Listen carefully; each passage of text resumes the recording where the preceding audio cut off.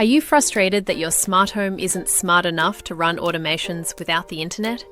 You've got an Alexa, a Google Home, some smart lights, and a smart plug, but you've hit a wall. You're tired of being locked into one ecosystem.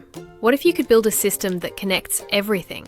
Apple, Google, Alexa, and hundreds of other brands under one roof.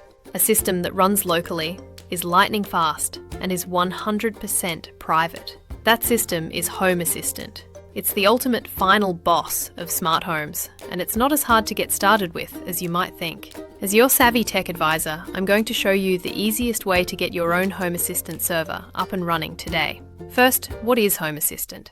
It's free open source software that you run on a device in your own home.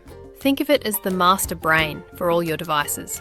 Its superpower is compatibility. It can talk to thousands of different products, regardless of the brand. So how do you install it?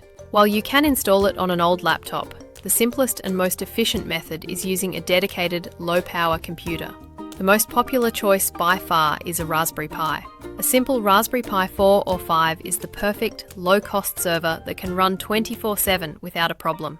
The easiest way to get started is to download the Home Assistant operating system. This is a pre-built image that has everything you need.